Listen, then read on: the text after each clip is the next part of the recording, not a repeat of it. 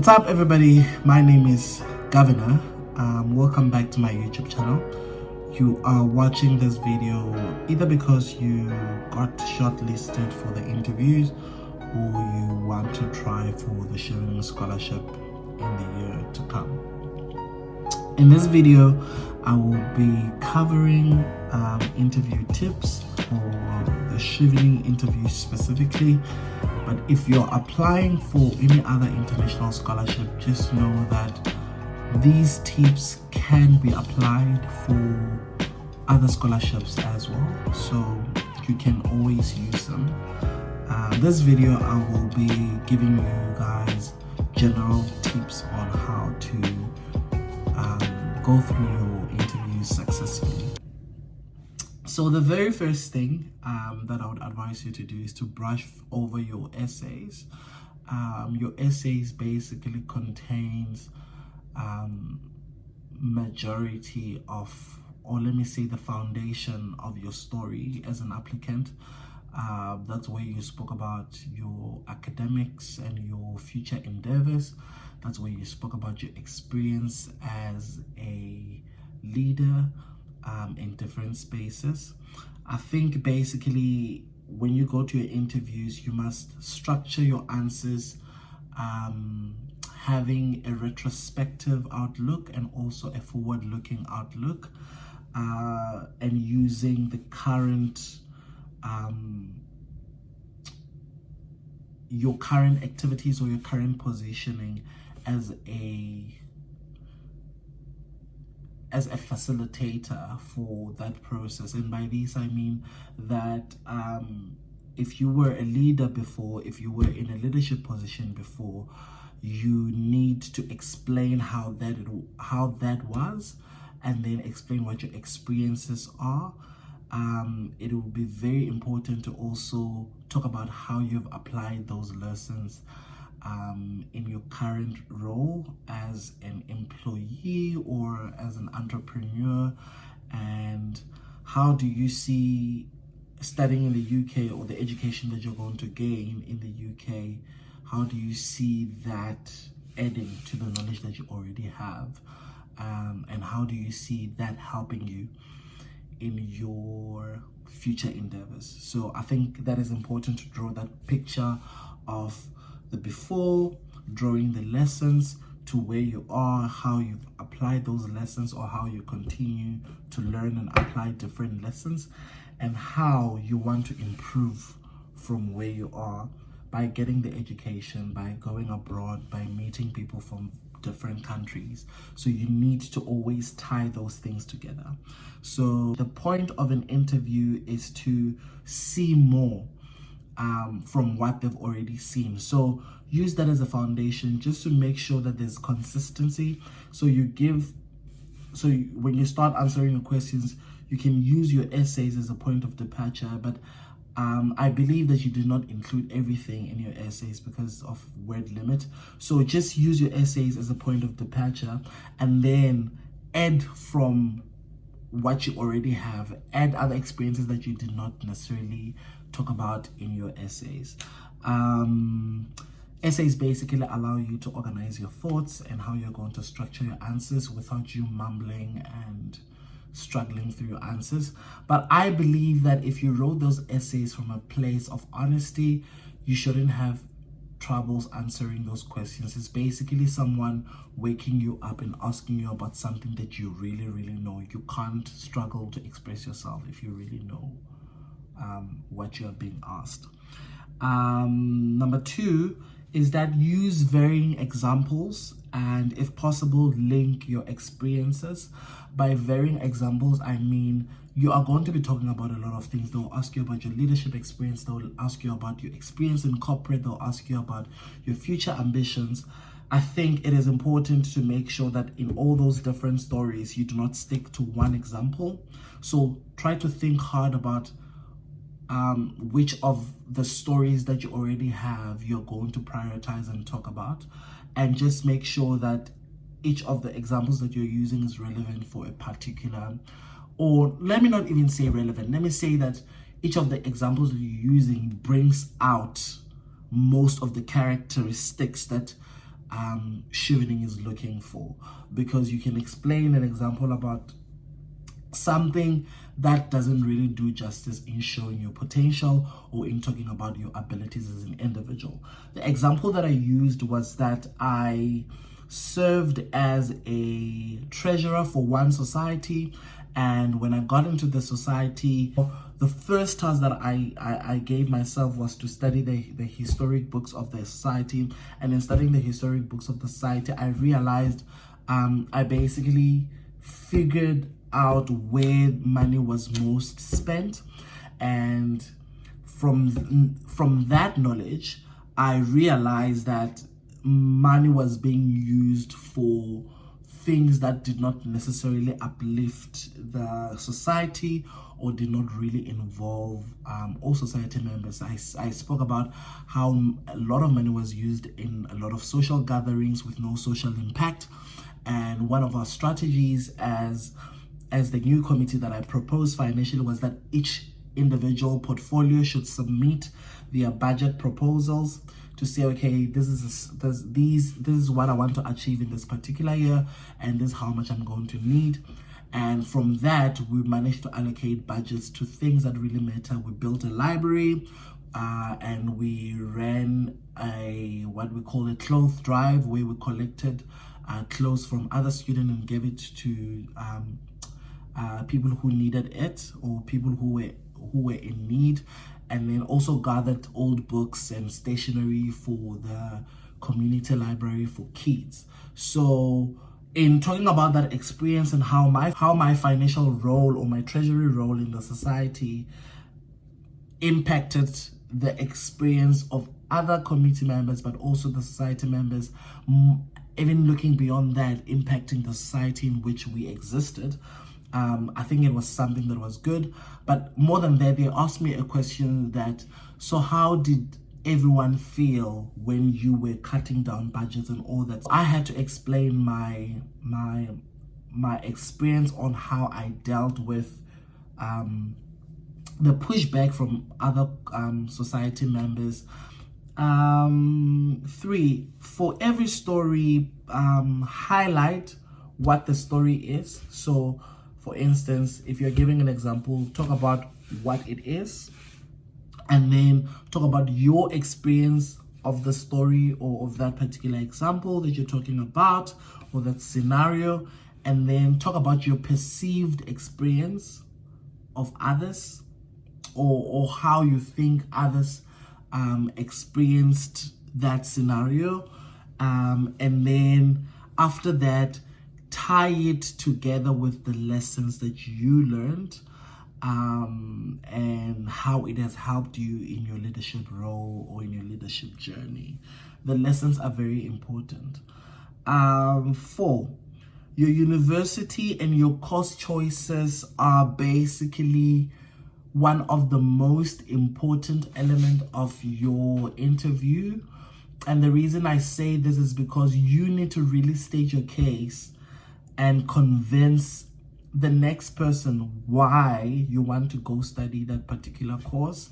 And just remember, if you have 100 other people who are applying, or who have applied for Chevening wanting to study the same course, you better have a convincing story of why they should fund you or not the other person. And by this I mean, I said I wanted to study the degree that I'm studying now, which is a master's in economics, specializing in monetary and financial policy, because I realized that there is a lot that is happening in the regulation space as far as monetary policy is concerned.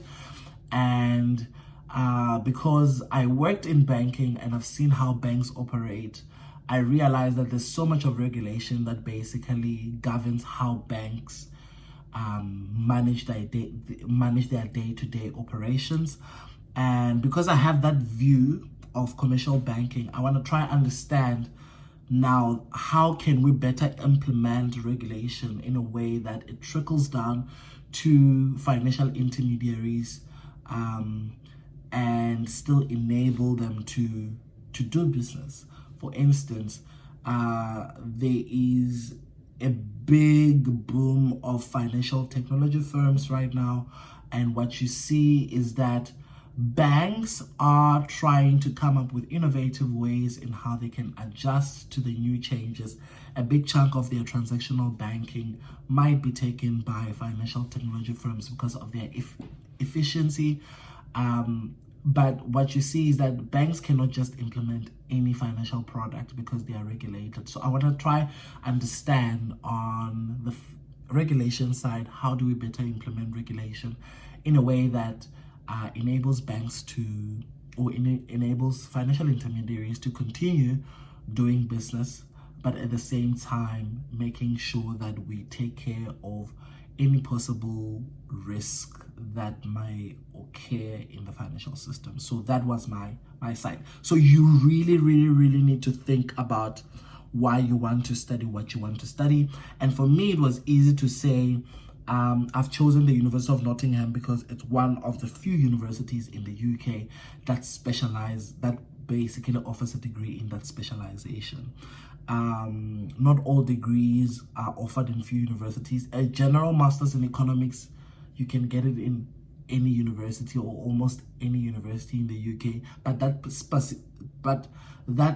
that specific specialization was only offered in Nottingham and I think 2 other universities, which according to the rankings were not that good. So I didn't want to go to those universities.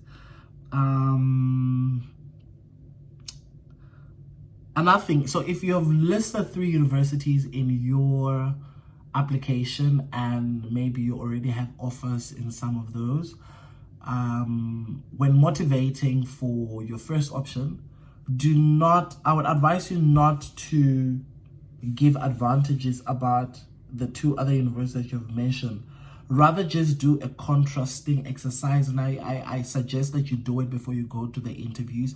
By this, I mean that just talk about the strength and the reasons why you want to go to your first option, and then talk about how the other 2 universities still meet the criteria, but you believe that because of other additional factors such as maybe the standard of living in a particular city, or the lecturers that are lecturing that particular course, or the ranking, or what, I don't know. Just use other more positive reasons to motivate why you would want to go to your first option and not your 2 other options. So basically spend more time in motivating for your first option, and then contrast that with the 2 other options by saying those 2 institutions are also good at that and that and that, and that's why you also put them there as your other options, but you feel like your first option is would be a better choice because of location, because of it's cheaper to live there, because of, like, you can talk about, because it's more global, because it's ranked higher than the 2. Like, you can come up with other options, with other reasons of why you want to go to your first option, that let your motivations be more on the positives rather than on the negative. I hope you understand what I'm trying to say. Another thing is that eye contact is very important, not only to read the body language of the panelist, but also I feel like if you include everyone by just looking at everyone, even if it's only one person who asks you a particular question, make sure that you are inclusive in your answering. You make sure that you look at each and every individual. And I guess maybe it's easy for me to say that because I'm not afraid of eye contact. But if you happen to be someone who's shy, just look over their heads. They will never really tell that you're looking over their heads. But what I'm trying to say is that make sure that you change your direction as you cover as you answer your questions. That will keep the panelist engaged, and to a certain extent more interested in what you want to say.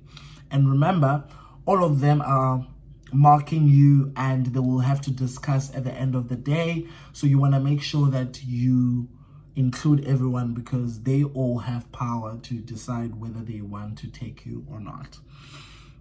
And then I have a few don'ts.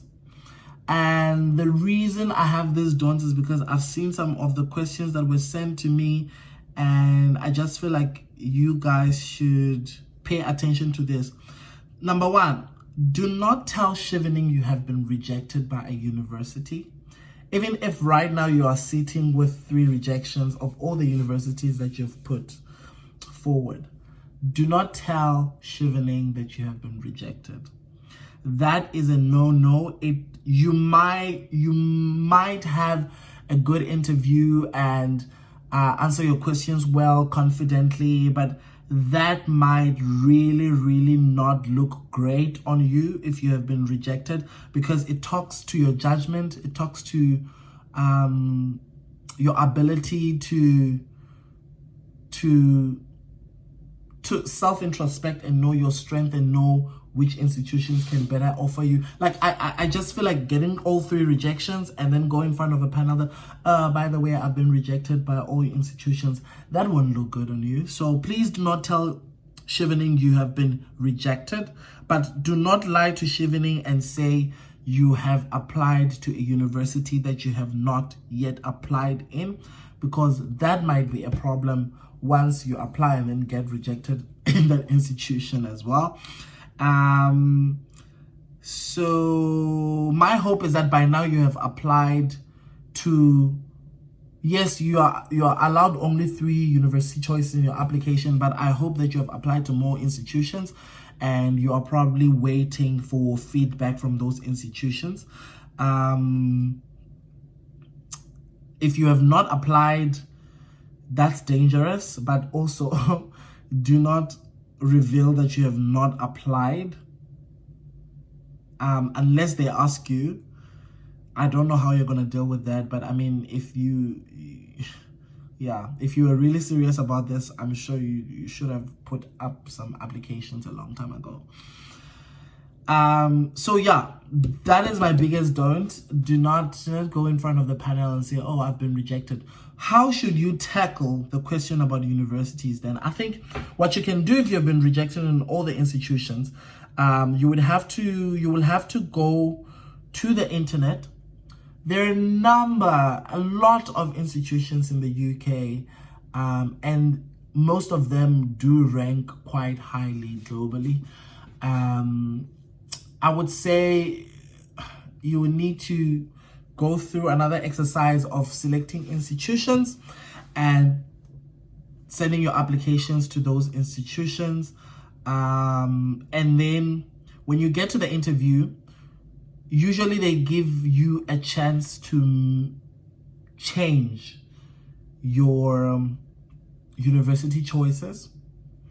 I remember, I think Nottingham was not one of my options in my initial selections. I had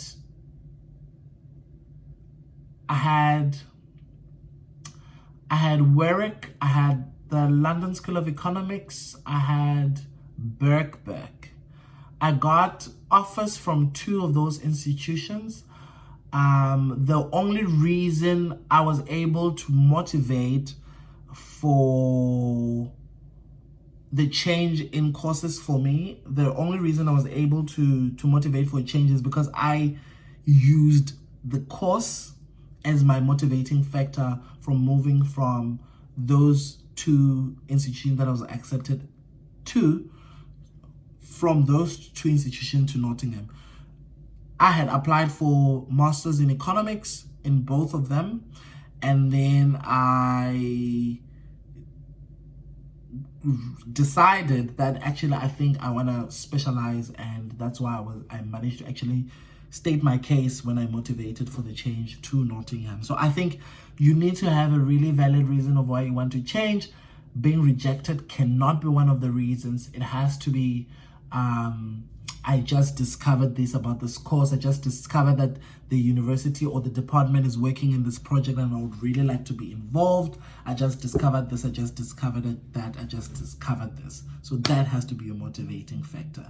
I hope you understand that. So use, when you're in the interview, basically, I think this whole video is basically trying to encourage you to always dwell on the positives with all your motivations and never the negatives. And every time you want to bring in negatives, always find a way of bringing back to something more positive, and that will work. But that's it from me, guys. The other generic things is that stay calm, and just explain yourself. Talk to the panel as if you're talking to your friends about your passions and your ambitions. Just make sure that you are humble. If you're a person who's overconfident and comes out as if you are you're bragging about your achievements. I actually never really spoke about achievements. I never spoke about the 2 scholarships that I've had before. In that interview, I didn't talk about my achievements. It was more on my experiences, on my lessons, on what it taught me, on my inspirations, on the future that I aspire for. So it was more around how those achievements or whatever thing that I've managed to achieve in the past help shape the person that I am currently and the person that I aspire to be in the future. So if you can achieve that, I'll guarantee you almost 100% that you'll be able to successfully complete this interview. So that's it from me, guys. I hope you enjoyed this video, and I hope that the tips that I've given you will really help you in achieving success in your interviews. Do follow me on Instagram, gav_magoda, gav_magoda. It's right on your screen, and you can send me messages if you want more tips around interviews, and I will be happy to answer to those. All the best, guys. You need to believe in yourself. No one else will believe in yourself the way you do. I hope you know that. So go there, be confident, and just know that whatever is meant for you, it's going to come to you. So all the best. Cheers.